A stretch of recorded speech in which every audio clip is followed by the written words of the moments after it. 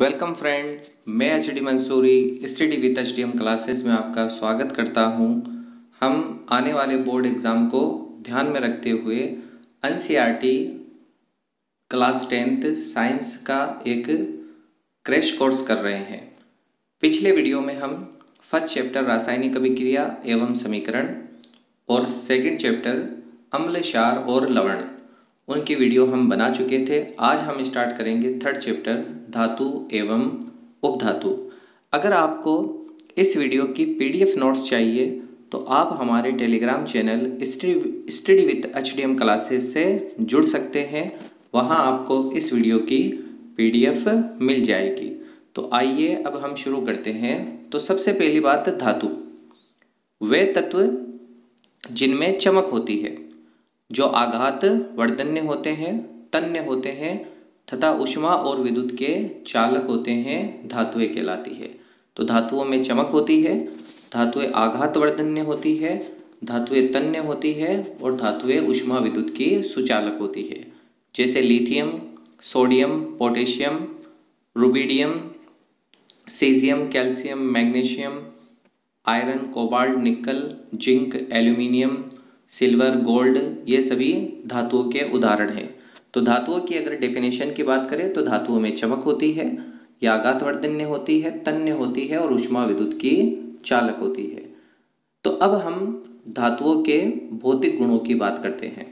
अगर हम धातुओं के भौतिक गुण देखें तो धातुओं का सबसे पहला भौतिक गुण है कठोरता, यानी धातुएं कठोर होती है। लेकिन जो लिथियम है, सोडियम है, पोटेशियम है, ये धातु होते हुए भी कठोर नहीं होती। इन्हें आसानी से चाकू द्वारा काटा जा सकता है। इसी तरह अगर हम बात करें मरकरी की, तो मरकरी भी एक धातु है, लेकिन जो मरकरी है वो कमरे के ताप पर लिक्विड फॉर्म में या द्रव अवस्था में पाई जाती है। तो धातुओं का पहला गुण है धातुएं कठोर होती है, लेकिन लिथियम, सोडियम, पोटेशियम ऐसी धातु है जो कठोर नहीं होती। उसके बाद में दूसरा गुण, धातुओं का दूसरा गुण है धातुएं आघात वर्धन्यता रखती है। यानी अगर धातुओं को पीटा जाए तो धातुओं को पतली चादर में बदला जा सकता है। अब हम बात करें जैसे सोना है, चांदी है, ये सबसे अधिक आघात वर्धन्य होती है। अगर हम देखें तो सोने को और चांदी को बहुत ही पतली शीट में बदला जा सकता है। उसके बाद तन्यता, तो किसी भी धातु को एक पतले तार में बदला जा सकता है और सोना और चांदी ये सबसे अधिक तन्य होती है। अगर हम 1 ग्राम सोने की बात करें तो 1 ग्राम सोने से लगभग 2 किलोमीटर लंबा तार आसानी से बनाया जा सकता है। तो धातुएं कठोर होती है, आघात वर्धन्य और तन्य होती है। अगला गुण है धातुएं ऊष्मा और विद्युत की चालक होती है। तो कॉपर और सिल्वर ये ऊष्मा के और विद्युत के सबसे अच्छे चालक है, लेकिन लेड, सीसा और मरकरी यानी पारा ये ऊष्मा के कुचालक होते हैं। उसके बाद अगर हम बात करें तो जो धातुएं हैं वो धातुएं ध्वनिक होती है, यानी धातुओं की आवाज़ होती है। तो किसी धातु को पीटा जाए तो वो धातु आवाज़ पैदा करती है, अर्थात धातुएं ध्वनिक होती है। तो ये थी धातुएं। और धातु के अगर हम प्रमुख गुणों की बात करें तो मेटल के प्रमुख गुण है, ये कठोर होती है, ये आघात वर्धन्य होती है, ये तन्य होती है और ऊष्मा की विद्युत की चालक होती है और धातुएं ध्वनिक होती है। अब धातुओं के गुणों के बाद हम आगे बढ़ते हैं और देखते हैं कि अधातुएं धातुओं से किस प्रकार अलग है। तो अब हम बात करते हैं अधातुओं की। धातुओं की तुलना में अधातुओं में कोई चमक नहीं पाई जाती। न ही अधातुएं आघात वर्धन्य होती है, न ही अधातुएं हैं वो तन्य होती है और सामान्यतः अधातु ऊष्मा और विद्युत की अच्छी चालक या सामान्यतः ऊष्मा और विद्युत की चालक नहीं होती। तो अधातु वे तत्व जो ऊष्मा तथा विद्युत के कुचालक होते हैं और जिनमें चमक नहीं होती, आघात वर्धन्य और तन्य नहीं होते, अधातुएं कहलाती है। अधातुएं भंगुर प्रकृति की होती है, यानी अधातुओं को अगर पीटा जाए तो अधातुओं को या अधातुओं का चूरा हो जाएगा। उसके बाद में लेकिन अब आपको यहाँ ध्यान रखने हैं, आयोडीन एक अधातु है फिर भी चमकीली होती है। अधातुओं में चमक नहीं होती, लेकिन आयोडीन एक चमकीली अधातु है। इसी तरह धातुएं कठोर नहीं होती, भंगुर होती है, लेकिन हीरा सबसे अधिक कठोर एक अधातु है और ये कार्बन का अपरूप है और कार्बन अधातु है। इसके अलावा अगर हम बात करें ग्रेफाइट की, ग्रेफाइट भी कार्बन का ही एक अपरूप होता है, लेकिन ग्रेफाइट विद्युत का सुचालक होता है। तो ये सब थे धातु और अधातुओं के भौतिक गुण। इसके बाद अब हम बात करते हैं धातुओं के रासायनिक गुणों की। तो सबसे पहली चीज दहन। लगभग सभी धातुएं ऑक्सीजन से क्रिया करके ऑक्साइड देती है। तो अधातुओं की ऑक्सीजन के साथ अभिक्रिया करके जो ऑक्साइड बनते हैं वे ऑक्साइड क्षारीय प्रकृति के होते हैं, जो अम्ल के साथ क्रिया करके लवण और जल का निर्माण करते हैं, यानी वो उदासीनीकरण अभिक्रिया को शो करते हैं। तो जैसे कैल्शियम ऑक्साइड, तो जो कैल्शियम ऑक्साइड एक धातु ऑक्साइड है और धातु ऑक्साइड क्षारीय प्रकृति के होते हैं।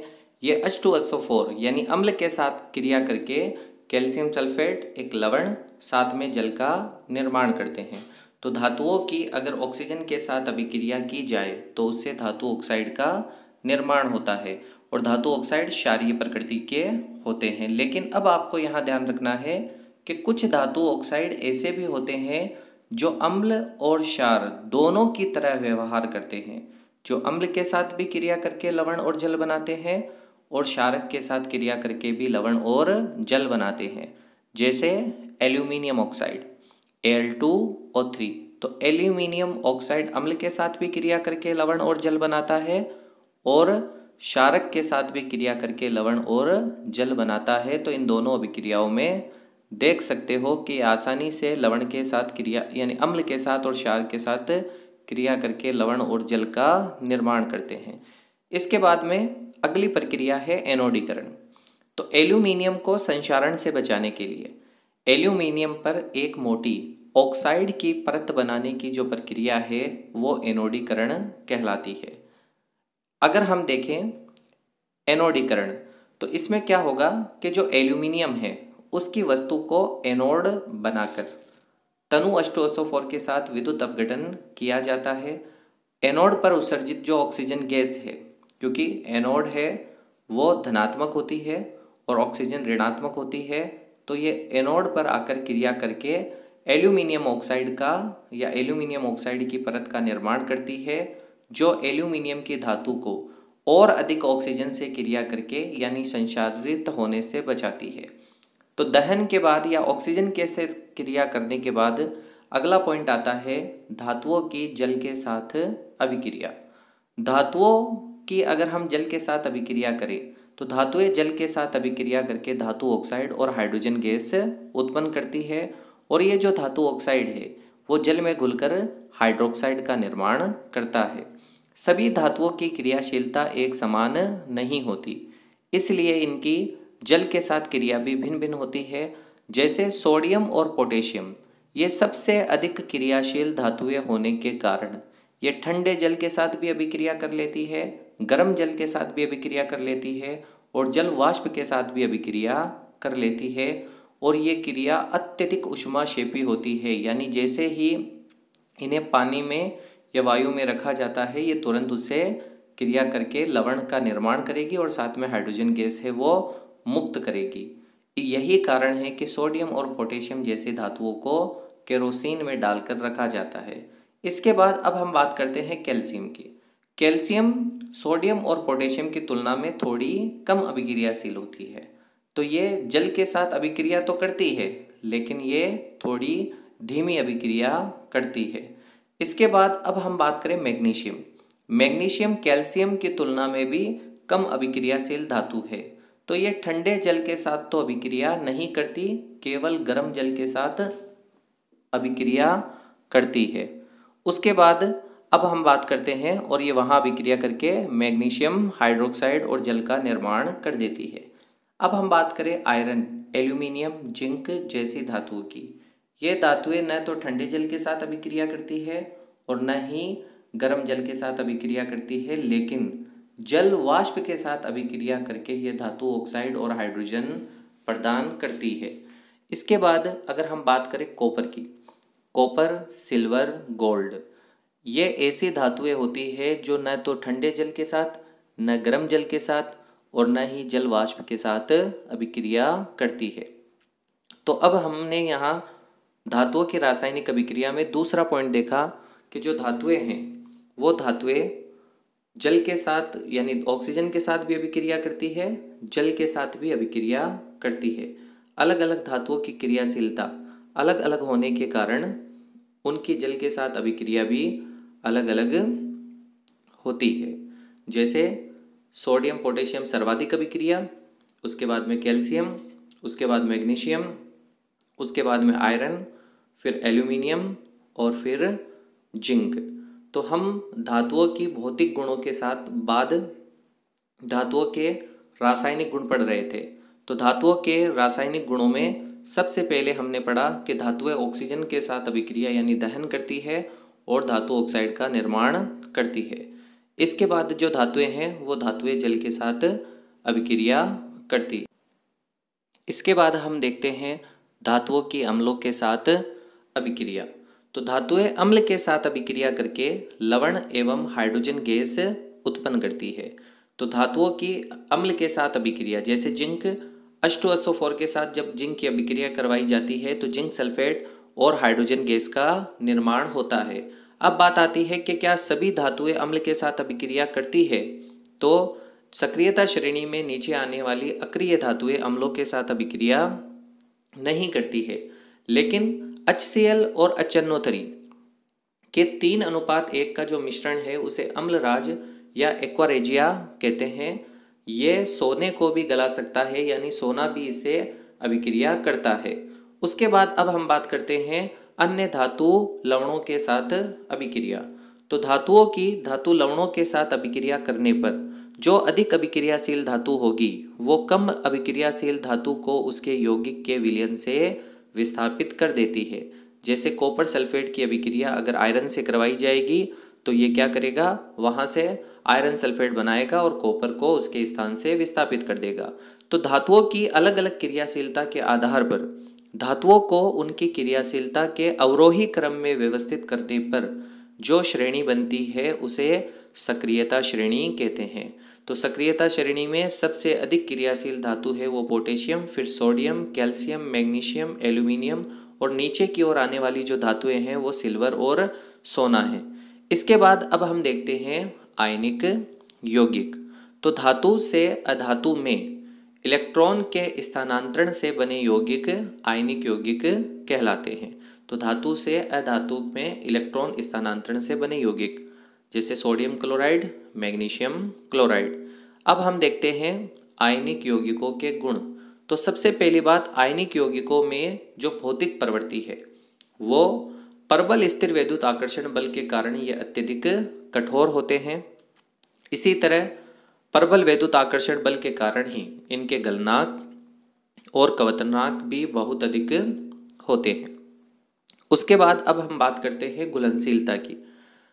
आयनिक यौगिक है वो जल में घुलनशील होते हैं लेकिन पेट्रोल और केरोसिन में अविलेय होते हैं। विद्युत चालकता, तो ये गलित अवस्था में विद्युत का चालन करती है। अब धातुओं का निष्कर्षण से पहले अगर हम बात करें तो कुछ विस्थापन अभिक्रिया यानी धातुओं की लवणों के साथ अभिक्रिया में कुछ विस्थापन अभिक्रिया ऐसी भी होती है जिन्हें, जैसे आयरन की एल्यूमिनियम ऑक्साइड के साथ अभिक्रिया जिसे थर्मेट अभिक्रिया कहते हैं, जिसका उपयोग रेल की पटरियों को जोड़ने में करते हैं। अब वापस हम देखते हैं धातुओं का निष्कर्षण। तो धातुओं के निष्कर्षण में सबसे पहली चीज खनिज। पृथ्वी की भूपर्पटी पर प्राकृतिक रूप से पाए जाने वाले जो तत्व हैं वो खनिज कहलाते हैं, लेकिन खनिज में किसी विशेष धातु की काफ़ी अधिक मात्रा होती है जिसे निकालना लाभकारी है, वो अयस्क कहलाता है। और साथ में यानी खनिज में अयस्क के अलावा जो कचरा है वो गैंग कहलाता है। तो इस तरह हमने तीनों पढ़े। अब बात की जाती है इन अयस्कों का सांद्रण कैसे किया जाएगा। तो अयस्कों को हम इनकी क्रियाशीलता, कम क्रियाशीलता और अधिक क्रियाशीलता के आधार पर इनको अलग अलग कर सकते हैं। तो जो उच्च क्रियाशील धातुएं हैं उनको विद्युत अपघटन किया जाएगा। जो निम्न क्रियाशील धातुएं हैं उनको सल्फाइड अयस्कों से सीधे ही भर्जन द्वारा धातु प्राप्त की जाएगी। और जो मध्यम अभिक्रियाशील धातुएं हैं जैसे आयरन, जिंक, लेड, ये अपने ऑक्साइड और सल्फाइड के रूप में पाई जाएगी, यानी कार्बोनेट और सल्फाइड के रूप में, जिन्हें भर्जन और निस्तापन द्वारा अलग कर सकते हैं। अब हम देखते हैं कि धातुओं का परिष्करण किस तरह या किस प्रकार किया जाता है। तो अगर हम परिष्करण की बात करें तो सबसे पहले कॉपर, जिंक, टिन, निकल आदि अशुद्ध धातुओं को एनोड तथा शुद्ध पतली परत को कैथोड बनाकर एक विद्युत अपघट्य मिलाकर जब धारा प्रवाहित की जाती है तो शुद्ध धातु अपघट्य से होकर कैथोड पर जमा हो जाएगी और अशुद्ध धातु एनोड की तली पर बैठ जाती है, जिसे एनोड पंख कहते हैं। तो इनमें क्या किया जाएगा, जो धातु अयस्क है उस धातु अयस्क को एनोड और सामने एक पतली कैथोड बनाई जाएगी। तो जैसे ही धारा प्रवाहित की जाएगी, धातु धनावेशित होने के कारण ऋणावेशित कैथोड की ओर जाना प्रारंभ कर देगी और एनोड के नीचे जो इसमें गैंग है या गंदगी है वो नीचे बैठने लग जाती है और इसी को ही एनोड पंख या एनोड कीचड़ कहा जाता है। तो इस तरह तांबे का विद्युत अपघटनी परिष्करण इसी विधि द्वारा किया जाता है। तो इसमें विद्युत का उपयोग करके तांबे को शुद्ध प्राप्त करते हैं। इसके बाद जो मध्य क्रियाशील धातुएं हैं उन्हें अलग करने की विधि है भर्जन और निस्तापन। तो सल्फाइड अयस्कों को वायु की उपस्थिति में और कार्बोनेट अयस्क को वायु की अनुपस्थिति में गर्म करके भर्जन और निस्तापन किया जाता है। फिर हम देखते हैं संक्षारण। तो नमी, आर्द्रता, अम्ल के कारण धातु का संक्षारित होना ही क्या कहलाएगा, संक्षारण कहलाएगा। जैसे लोहे पर जंग लगता है, चांदी पर काली परत बन जाती है, पेंट करके यशत लेपन और ग्रीस लगाकर इन्हें दूर किया जा सकता है। इसके बाद अब हम देखते हैं मिश्र धातु। तो धातुओं के गुण बदलने के लिए इनमें दूसरी धातु मिलाई जाती है। तो इस तरह दो या दो से अधिक धातुओं का जो समांगी मिश्रण है वही मिश्र धातु कहलाया जाता है। अगर हम मिश्र धातुओं के उदाहरण देखें तो जैसे पीतल है कॉपर और जिंक, कांसा है कॉपर और टिन, सोल्डर है उसका निर्माण सीसा और टिन को मिलाकर किया जाता है। तो ये था धातु और अधातु। अगर आपको हमारी वीडियो पसंद आई तो वीडियो को लाइक कीजिए, शेयर कीजिए, सब्सक्राइब कीजिए। धन्यवाद।